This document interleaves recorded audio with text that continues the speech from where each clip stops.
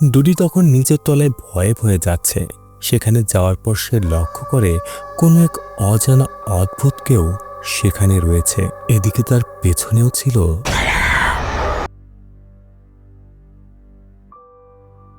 ইতিপূর্বে আমি এই গল্পগুলো বর্ণনা করেছি, যার লিঙ্ক আমি ডিসক্রিপশন ও পিন কমেন্টে দিয়ে রাখবো। যদি না দেখে থাকেন তাহলে বর্ণনাগুলি দেখে আসতে পারেন। গল্পের শুরুতে একটি ঘরের ভেতরে আমরা দুজনকে দেখতে পাই, যেখানে একজন বৃদ্ধ মহিলা কবিরাজ শেখার নামের একটি মেয়েকে গোসল করিয়ে দিচ্ছিল আর তার সাথে কিছু মন্ত্র পাঠ করছিল। বোঝাই যাচ্ছিল যে এখানে বিশেষ এক রিচুয়াল করা হচ্ছে। সেই কবিরাজ শেখারকে হাঁ করতে বলে আর অদ্ভুত কিছু একটা তাকে খাইয়ে দেয়। এরপর ঘটনাটি কয়েক বছর পর চলে যায়। এখানে আমরা দেখতে পাই শেখারকে। সে এখন একজন মা, তার দুইজন ছেলে, যাদের মধ্যে বড় ছেলের নাম ডানি এবং ছোট ছেলের নাম রুডি, আর মেয়েটির নাম হচ্ছে রত্না। তাদের বাবা এই পৃথিবীতে বেঁচে নেই।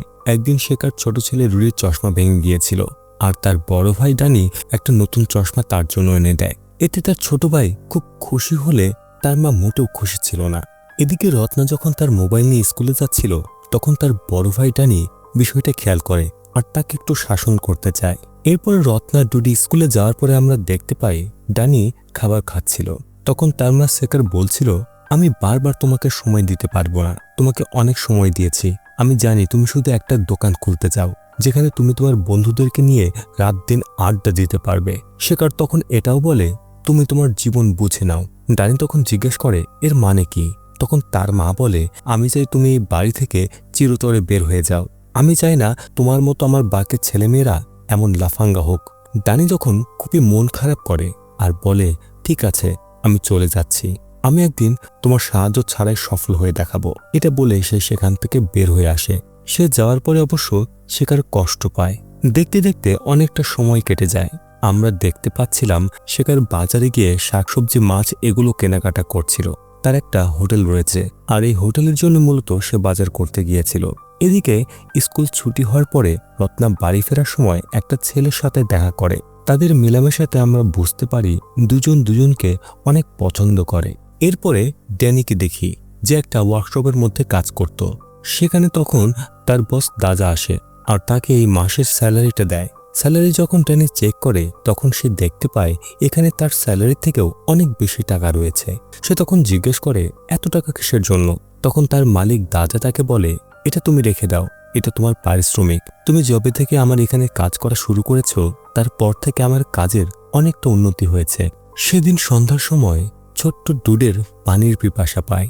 সে তখন তার বোন রত্নাকে গিয়ে বলে তাকে এক গ্লাস পানি দেওয়ার জন্য। রত্না তখন মোবাইলে তার প্রেমিকের সাথে ব্যস্ত ছিল, তাই সে ডুডিকে বলে নিজে গিয়ে পানি নিয়ে আসতে। ডুডি তখন নিচের তলায় ভয়ে ভয়ে যাচ্ছে। সেখানে যাওয়ার পর সে লক্ষ্য করে কোনো এক অজানা অদ্ভুত কেউ সেখানে রয়েছে। এদিকে তার পেছনেও ছিল একটি জিন। ডুডি সেখানে একটু দেরি না করে দৌড়ে উপরে চলে যায়। তার বোনের কাছে এসে বলে তার অনেক ভয় করছে, নিচে কেউ আছে, সে একা সেখানে যেতে পারবে না। রত্না তখন বিরক্ত হয়ে ডুডির জন্য পানি আনতে যায়। এরপরের দিন সকালে দেখতে পাই রত্না তার সেই প্রেমিকার সাথে বাড়িতে ফিরছে। এখন এটা তার মা শেখার দেখে ফেলে। সে বাড়িতে আসার পর তার মা তাকে বলে, সেই ছেলেটি কে? সে কি তোমার বন্ধু নাকি অন্য কিছু? সে আরো বলে যে, আমি বলছি না তুমি অন্য কারোর সাথে চলাফেরা করো, কিন্তু আমি চাই না তুমি কোনো সমস্যার মধ্যে পড়ো। সে মনে করে যে এই ছেলেটি হয়তো তার পড়াশোনার ক্ষতির কারণ হতে পারে। রত্না তখন তার মাকে জবাব দেয়, আমি নিজের খেয়াল রাখতে জানি। এটা বলে সে তার মায়ের হাতে একটি চিঠি ধরিয়ে দেয়, আর সেটা ছিল রত্নার স্কুল ফিস। এটা দেখে শেখারের মনটি যেন কেমন উদাসীন হয়ে যায়, কেননা রত্নার স্কুলের ফিস সে পরিশোধ করতে পারছিল না। অন্যদিকে তার হোটেলটিও ঠিকঠাক মতো চলছিল না। এমন সময় হোটেলের সামনে কেন নামের একটি লোক যাচ্ছিল। সে দেখে হোটেলটি বন্ধ। বাইরে থেকে হোটেলটিকে দেখতে খুবই পুরনো ও নোংরা দেখাচ্ছিল, যদিও হোটেলটি খোলা ছিল। সে যখন সেখান থেকে চলে যাবে তখনই শেখারের বান্ধবী রুডিয়া তাকে ধরে জোর করে হোটেলের ভেতরে নিয়ে যায়। এরপর খাবার বেড়ে দেয়। কেন তখন শেখারকে বলছিল, তোমাদের হোটেল বাইরে থেকে খুবই বাজে দেখাচ্ছে, পুরনো দেখাচ্ছে, মনে হচ্ছে অনেক দিন ধরে এটি বন্ধ। রুডিয়া তখন বলছিল, তুমি হয়তো আবোল তাবোল কিছু খেয়েছো, তাই আবোল তাবোল দেখছো। খাবার রেডি হয়ে গেলে সে খাবার নিয়ে চলে যায়, কিন্তু কিছুক্ষণ পর সে আবারও ফেরত আসে। সব খাবার সে ফেরত দিয়ে যায় আর সে বলে, তোমরা তো আমাকে নষ্ট খাবার দিয়েছ। এটা শুনে শেখার গিয়ে খাবারটি চেক করে। সেও অবাক হয়ে যায়, কেননা খাবারগুলো থেকে অনেক বাজে গন্ধ বের হচ্ছিল। কেন তখন টাকা ফেরত নেয়। কেন চলে যাওয়ার পরে শেখার বাকি খাবারগুলো চেক করে। তখন সে লক্ষ্য করে যে সব খাবার নষ্ট হয়ে গেছে, অথচ খাবারগুলো এখনো গরম, কিছুক্ষণ আগে রান্না হয়েছিল। তাহলে কেনই বা এভাবে নষ্ট হলো, এটা তার একটুই বুঝতে পারে না। সেই দিন সন্ধ্যার সময় আমরা দেখতে পাই শেখার রুডিয়াকে নিয়ে আম্বারের বাড়ির সামনে যায়। আম্বার হলো গল্পের শুরুতে দেখা সেই বৃদ্ধ মহিলা। এখন তারা সেই বৃদ্ধ মহিলা আম্বারের বাড়িতে গিয়েছে। তারা সেখানে গেলে জানতে পারে যে আম্বার কবিরাজ আজ সকালেই মারা গেছে। মহিলাটি তাকে জানায় যে কবিরাজ মারা যাওয়ার আগে তার ঘর থেকে অদ্ভুত চিৎকারের শব্দ শোনা যাচ্ছিল, আর সে তার নিজের মুখেই মারাত্মকভাবে আঘাত করছিল। শেখার তখন আম্বার কবিরাজকে দেখার জন্য তার ঘরে যায়। এখানে তার বিভৎস মুখ দেখে সে ভয় পেয়ে যায়, কেননা তার মুখ ভর্তি ভয়ঙ্কর আঁচড়ের দাগ ছিল। শেখার যখন লাশটি ভালো করে দেখছিল, হঠাৎ তখন লাশের নাক থেকে একটি তুলো একাই বেরিয়ে আসে। এতে সে ভয় পেয়ে যায়। পুরো ঘরে সে একা, আর এমন অদ্ভুত ঘটনা ঘটছে, তবুও কেউ নেই বলে সে ওই তুলোটি লাশের নাকে লাগিয়ে দেয়। হঠাৎ করে লাশের চোখ খুলে যায়। এতে সে প্রচন্ড ভয় পেয়ে যায়। আশেপাশে কেউ নেই। সে ভয়ে ভয়ে লাশের চোখ বন্ধ করে দিতে যায়। তখনই আম্বার আবার নড়ে ওঠে। এতে শেখার ভয়ে যেন পাথর হয়ে যায়। হঠাৎ করে সে লাশ শেখারের মুখের মধ্যে বমি করে দেয়। শেখার কোনো রকমে ভয় পেয়ে বাইরে চলে আসে। রুডিয়া তাকে সাহায্য করে। এদিকে সেদিন রাতেই ছোট্ট ডুডি ভূতের মুভি দেখছিল। হঠাৎ করে দরজা নক হলে সে ভয় পেয়ে যায়। সে যখন দরজা খুলতে এগোবে, তখন তার পা একটি খেলনার উপরে পড়ে, যার ফলে সে নিচে পড়ে যায়। আর দরজার দিকে তাকিয়ে দেখে সেখান থেকে অদ্ভুত কেউ একজন এগিয়ে আসছে। ডুডির চোখে চশমা ছিল না। সে যখন চশমাটা চোখে দেয়, তখন সে দেখতে পারে এটা তার মা। কিন্তু তার মা তাকে কিছু না বলেই অদ্ভুতভাবে বাড়ির ভেতরে চলে যায়। সে তার মায়ের বেডরুমে গিয়ে দেখে তার মা বিছানায় বসে আছে।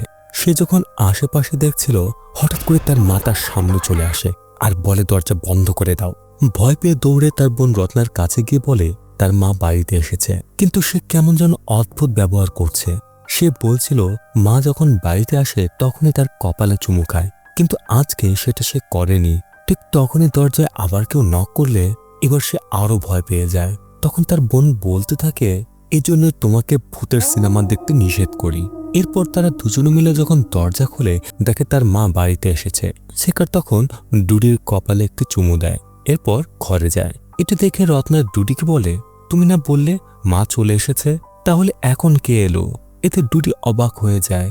এখানে প্রশ্ন হলো, যদি তার মা এখন আসে তাহলে এর আগে কে এসেছিল? সেই রাতে শেখার যখন ঘরে শুয়েছিল, তখন সে অস্বাভাবিক কিছু অনুভব করতে শুরু করে। এমন সময় সেখানে থাকা একটি রেডিও অন হয়ে যায়, যার শব্দে শেখারের অনেক অস্বস্তি লাগছিল। সে উঠে রেডিওটি বন্ধ করে। তখনই আলো চলে যায়। পাশে থাকা আলমারিটা হঠাৎ করেই নড়ে যায়। সেখান থেকে বেরিয়ে আসে দুটি ভয়ানক হাত। এমন সময় শেখার হাওয়ায় ভাসতে শুরু করে। দেখে মনে হচ্ছিল তার গলায় কেউ যেন জোরে চাপ দিচ্ছিল। তার দম বন্ধ হয়ে আসছিল।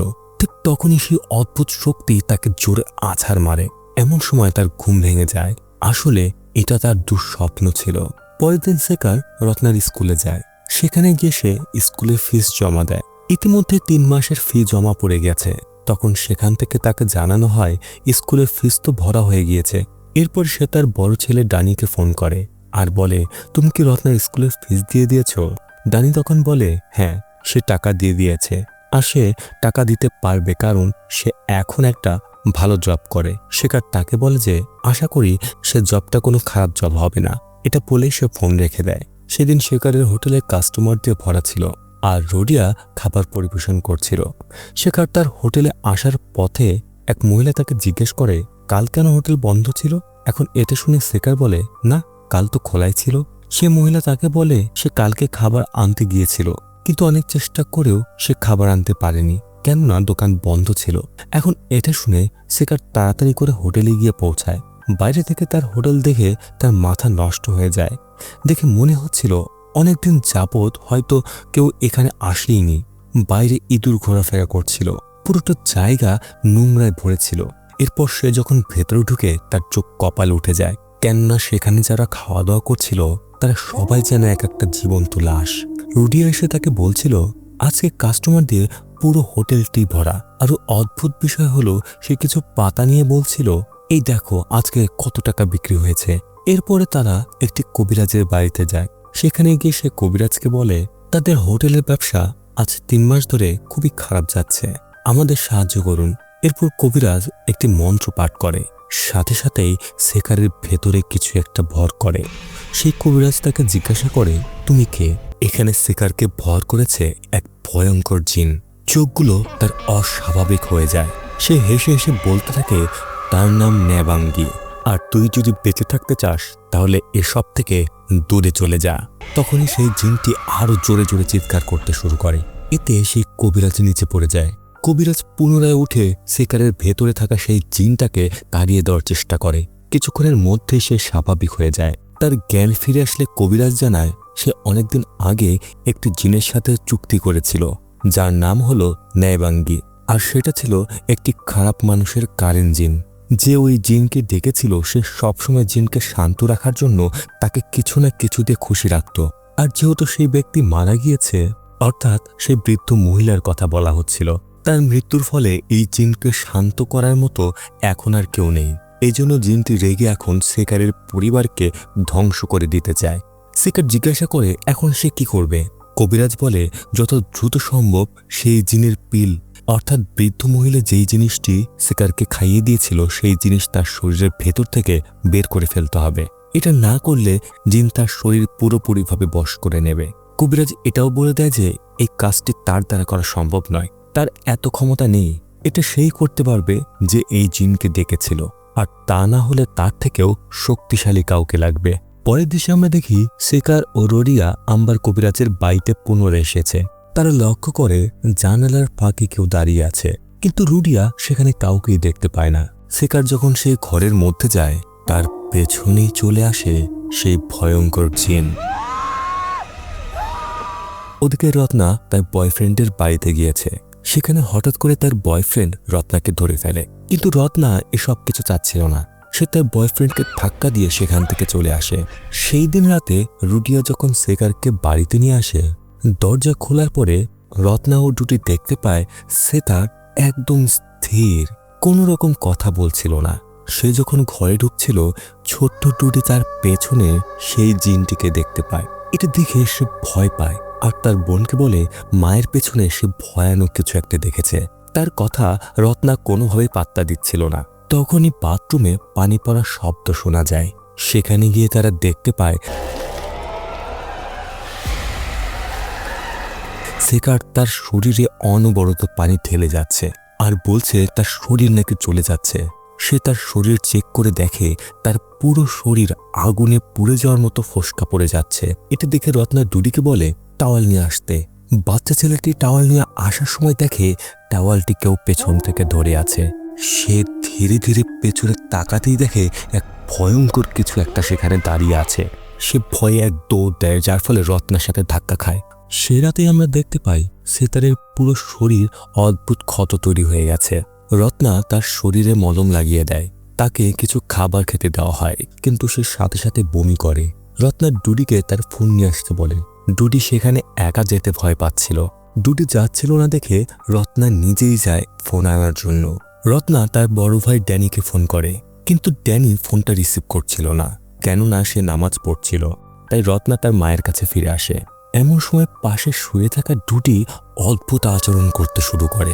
রত্না বুঝতে পারছিল না যে সে কি করবে। একে তো তার মায়ের এমন অবস্থা, আবার ডুডি এমন করছে। তখনই আলো চলে যায়, ঘরের পুরো পরিবেশ অস্বাভাবিক হতে থাকে। তখনই তার পাশে চলে আসে সেই ভয়ঙ্কর জিন। এ সময় তার বড় ভাই ড্যানি ফোন করে। রত্না কান্না করতে করতে তাদের সাথে ঘটে যাওয়া সব ঘটনাই তার ভাই ড্যানিকে জানায়। এসব কথা শুনে ড্যানি তাকে শান্ত হতে বলে, আর সে খুব দ্রুতই তাদের বাড়িতে আসছে। এদিকে বাইরে প্রচন্ড বৃষ্টি হচ্ছিল। রত্না একটি ছাতা নিয়ে রুডিয়ার কাছে সাহায্যের জন্য বেরিয়ে পড়ে। এরই মধ্যে ড্যানিও বাড়িতে পৌঁছে যায়। কিছুক্ষণের মধ্যে রত্না রুডিয়াকে নিয়ে বাড়িতে ফিরে আসে। এরপর তারা যখন ঘরে ফিরে আসে দেখে তাদের মা ও ডুডি নেই। তাহলে তারা গেল কোথায়? সকলে একসাথে তাদেরকে খুঁজতে শুরু করে। হঠাৎ তারা বাথরুম থেকে চিৎকার শুনতে পায়, যেখানে গিয়ে তারা তার মায়ের এক ভয়ঙ্কর চেহারা দেখতে পায়। আর সে তার ছেলেকে গোসল করাচ্ছিল আর বলছিল ডুডির শরীর নাকি অনেক জ্বালা করছিল। তারা সকলে কোনোভাবে পরিস্থিতিকে সামলে নেয়। পরদিন সকালে রত্না তার মায়ের হাতে ওষুধ লাগিয়ে দিচ্ছিল।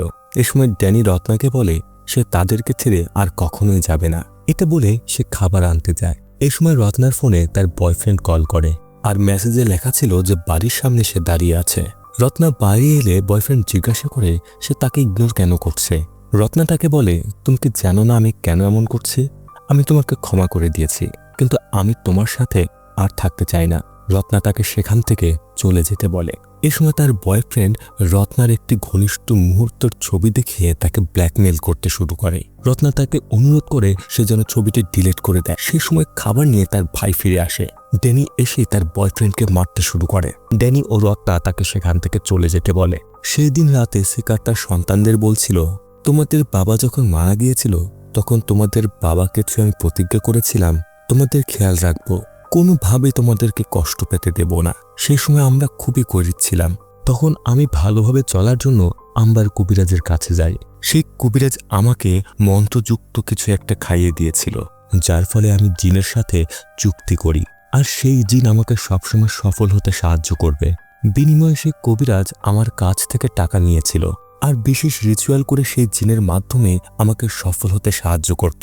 কিন্তু এখন সেই কবিরাজ মারা গিয়েছে, তাই জিনকে এখন শান্ত করা যাচ্ছে না। এখন একমাত্র সেইটা পারবে যে ওই কবিরাজের চেয়ে বেশি শক্তিশালী। আমি ভুল করেছি, পারলে তোমরা আমাকে ক্ষমা করে দিও। এই সময় ডুডি লক্ষ্য করে যে তাদের ঘরে প্রবেশ করছে সেই জিন। এটা দেখে ড্যানি ধীরে ধীরে সেখানে যায়, কিন্তু সেখানে কাউকেই দেখতে পায় না। কিন্তু ঘরে ঢুকতে গেলে হঠাৎ দরজা বন্ধ হয়ে যায়। এদিকে সিকার এক ভয়ঙ্করভাবে হাসতে শুরু করে। রত্না তার মাকে থামানোর চেষ্টা করে, কিন্তু সেই জিন তাকে দূরে ছুঁড়ে ফেলে। এমনকি ঘরের সবকিছু ভেঙে ফেলতে শুরু করে আর বলতে থাকে তার নাকি পুরো শরীর জ্বলছে। এটা বলে সে নিজেই তার মাথা আয়নার সাথে অনবরত আঘাত করতে থাকে। অনেক কষ্টে ড্যানি ঘরের ভেতরে প্রবেশ করে। ইতিমধ্যেই সিকার তার মাথায় ভয়ঙ্কর ক্ষত তৈরি করেছে আর সে আয়নার টুকরো দিয়ে অনবরত তার শরীরে আঘাত করে যাচ্ছিল। পরিস্থিতি ভয়ঙ্কর দেখে ড্যানি তার বোন ও ছোট ভাইকে বের করে এনে দরজা লাগিয়ে দেয়। এরই মাঝে রত্না বেশ আহত হয়ে যায়। কোনোভাবে রাতটা পার করে। পরের দিন সকালে ড্যানি ধীরে ধীরে দরজা খোলে। ভেতরে ঢুকে সে দেখে তার মা ক্ষত বিক্ষত হয়ে নিচে পড়ে আছে। তারা তাকে তুলে শরীরে ঔষধ লাগিয়ে দিচ্ছিল। এরপর 3 ভাই বোন সেই ঘরে নামাজ পড়ার জন্য প্রস্তুতি নিচ্ছিল। এরই মাঝে সিকার অদ্ভুতভাবে উঠে বসে আর জোরে জোরে বলতে থাকে, আমাকে খাবার দাও, আমি অনেক দিন ধরে না খেয়ে আছি। এরপরে সে ছটফট করতে থাকে। উপায় না পেয়ে তারা তাকে সেখানে বেঁধে ফেলে। সেই দিন সন্ধ্যায় ড্যানি যেখানে কাজ করে সেখানকার বস দায়া এসেছে। আজকে সন্ধ্যায় তাদের বাড়িতে দোয়ার আয়োজন করা হয়েছিল, যেন খারাপ জিন এখান থেকে চলে যায়। তারা একসাথে যখন কোরআন তেলাওয়াত করছিল তখনই সেই জিন ছটফট করতে শুরু করে। তখনই সেখানে থাকা হুজুর সকলকেই শক্ত হতে বলে আর কোরআন তেলাওয়াত বন্ধ করতে না বলে। এই সময় জিন রেগে সকলকে বলছিল, চুপ করো, তোমরা এসব করলেও কোনো কাজ হবে না। ড্যানি রত্না ও ডুডিকে পাশের ঘরে পাঠিয়ে দেয়। হুজুর সূরা পড়তে শুরু করে, কিন্তু সেই জিন এতই শক্তিশালী ছিল যে হুজুরকে ধীরে ধীরে হাওয়ায় তুলে দূরে ছুঁড়ে ফেলে। এতে হুজুর সেখানেই মারা যায়। এসব কিছু দেখেই সকলের পায়ের নিচের মাটি যেন সরে যায়। জিনটি বিকট শব্দে হাসতে থাকে। সেই দিন রাতে ড্যানির কাছে রুডিয়ার ফোন আসে আর তাকে জানায় যে সে একটি ভালো কবিরাজ পেয়েছে। সে সেকারকে সুস্থ করতে পারবে আর কালকে সকালেই সে ওই কবিরাজের সাথে দেখা করতে যাবে। মোবাইলে কথা শেষ করার পরে রুডিয়া তার ঘরে ফিরছিল। এমন সময় সে দেখতে পায় তার সামনেই দাঁড়িয়ে আছে সেই জিন।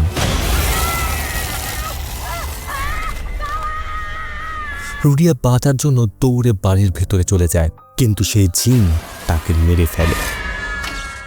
পরের দিন সকালে ড্যানি তার বসের সাথে রুডিয়ার বাড়ি যাচ্ছিল, কেননা সকাল থেকেই সে রুডিয়াকে ফোনে পাচ্ছিল না। রুডিয়ার বাড়িতে গিয়ে তারা জানতে পারে যে রুডিয়া মারা গেছে। সেখানে একটি মেয়ে ড্যানিকে বলছিল সে প্রতিদিন রুডিয়ার কাছে আসতো কিন্তু আজ এসে দেখে সে আর নেই। তার পকেটে একটি কাগজ পেয়েছিল, সে কাগজটি ড্যানিকে দেয়।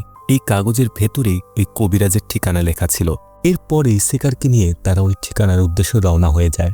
বেশ কিছুক্ষণ যাওয়ার পরে তারা একটি বনের সামনে এসে পৌঁছায়, যেখান দিয়ে গাড়ি যাবে না। তাই তারা বাধ্য হয়ে গাড়ি থেকে নেমে হেঁটেই যেতে শুরু করে। ঘন বাঁশের বন, রাস্তা কোনোভাবেই যেন শেষ হচ্ছিল না। এরই মাঝে রাত নেমে আসে। তখনই তারা মাগরিবের আজান শুনতে পায়। তাই তারা সিদ্ধান্ত নেয় এখানেই নামাজ পড়বে, কেননা পাশে ছোট্ট একটি মসজিদ ছিল। তারা নামাজ পড়তে শুরু করে। নামাজের এক পর্যায়ে ছোট্ট ডুডি দেখে তার মায়ের পাশে বসে আছে সেই জিন। সে ভয়ে কাউকে কিছু বলে না। নামাজ শেষ করে পেছনে তাকিয়ে দেখে তাদের মা সেখানে নেই। তারা বুঝতে পারছিল না এই অন্ধকার রাতে ঘন বাঁশঝাড়ের ভেতরে তারা কোথায় খুঁজবে। উপায় না পেয়ে ড্যানি রত্না ও ডুডিকে এখানেই থাকতে বলে, আর সকলে আলাদাভাবে বেরিয়ে যায় সেকারকে খোঁজার জন্য, কেননা একা খুঁজতে গেলে অনেক সময় লাগবে। তাদের সাথে যে দুইজন ছিল তারা একটু দূরে যেতেই দেখে সেকার অদ্ভুতভাবে সেখানে বসে আছে। এই দুজনকে দেখামাত্র জিন তাদের উপরে আক্রমণ করে এবং নির্মমভাবে এই অন্ধকার রাতে তাদেরকে মেরে ফেলে। চিৎকার শোনা মাত্রই দায়া ও ড্যানি সেখানে চলে আসে। এসে দেখে তাদের সঙ্গীর মৃতদেহ ক্ষত বিক্ষত অবস্থায় পড়ে আছে। ঠিক তখনই জিন দায়াকে পেছন থেকে আঘাত করে। এই বিষয়টি ড্যানি লক্ষ্য করে না। সে যতক্ষণে খেয়াল করে ততক্ষণে সেই জিন দায়াকে গভীর বনের ভেতরে টেনে নিয়ে গেছে। অনেক খোঁজাখুঁজি করে সে দায়াকে দেখতে পায়, কিন্তু সেই জিনটি দায়াকে মারাত্মকভাবে আঘাত করেছে। ওদিকে মসজিদে রত্না ও ডুডি বসেছিল। এমন সময় তারা তাদের মাকে দেখতে পায়। তারা ভয় পেলেও ধীরে ধীরে তার মায়ের কাছে আসতে থাকে।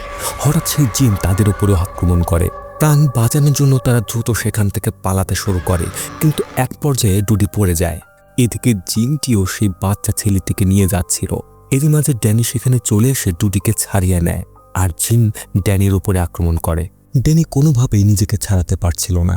এরই মাঝে সেখানে পৌঁছায় সেই কবিরাজ। কিছু একটা দিয়ে আঘাত করে সেকারকে অজ্ঞান করে ফেলে।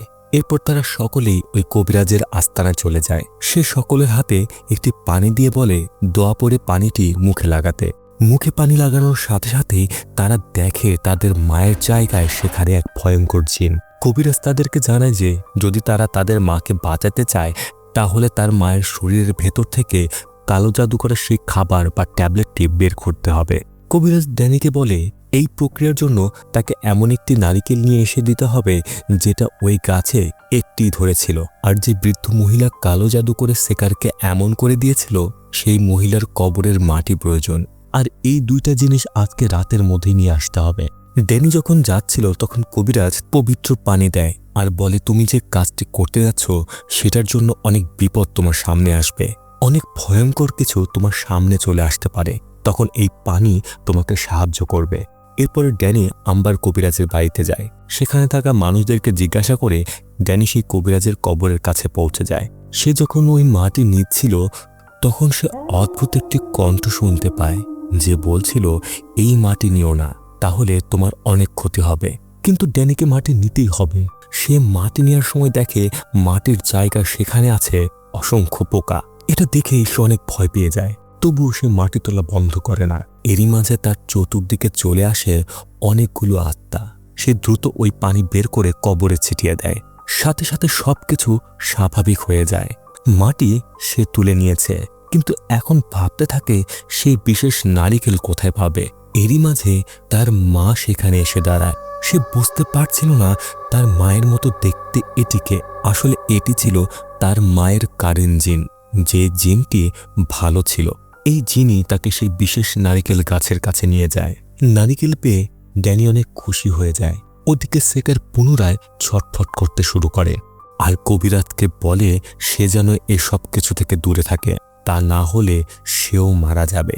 তখনই জিন এগিয়ে যায় রত্না ও ডুডিকে মারার জন্য, কিন্তু কবিরাজ তাকে আটকায়। জিন ভয়ঙ্করভাবে তার ওপরে আঘাত করে। জিনটি বারবার তার উপরে আঘাত করে। লড়াইয়ের এক পর্যায়ে কবিরাজ জিনকে তার বাড়ির বাইরে ছুঁড়ে ফেলে। সেখানে পড়া মাত্রই সেকার জ্ঞান হারিয়ে ফেলে। কবিরাজ ধীরে ধীরে তার কাছে এগিয়ে যায়। সেই জিনটি পুনরায় কবিরাজকে আক্রমণ করে। এতে অনেকটাই আহত হয়ে যায় সেই কবিরাজ। এরপর জিন একটি ছুরি নিয়ে রত্না ও ডুডিকে মেরে ফেলার জন্য এগিয়ে যাচ্ছিল। রত্না ও ডুডি প্রচণ্ড ভয় পেতে শুরু করে। জিনটি যখনই তাদেরকে মারতে যাবে তখনই ছোট্ট ডুডি চিৎকার করে বলে, মা, আমি তো তোমাকে ভালোবাসি, তুমি কি আমাদেরকে একটুও ভালোবাসো না? এ কথাতে শরীরের ভেতরে থাকা বন্দি সেকার যেন জ্ঞান ফিরে পেতে শুরু করে, কিন্তু এটি বেশিক্ষণ স্থায়ী ছিল না। সেই জিন পুনরায় তাকে ভর করে ফেলে। সে পুনরায় তাদেরকে মারতে গেলেই টেনে এসে তাকে আটকায়, কিন্তু সে কোনোভাবেই পেরে উঠছিল না। এদিকে কবিরাজও তার ওপরে পবিত্র পানি ফেলতে শুরু করে। এতে সেই জিন ধীরে ধীরে স্থির হয়ে যায়। এরপর কবিরাজ ওই বিশেষ ডাবের পানি সকলের হাতে দিয়ে বলে পানিগুলো সেকারের পুরো শরীরে ছিটিয়ে দিতে, আর কবর থেকে আনা সেই মাটি সেকারের শরীরে লাগিয়ে দিতে বলে।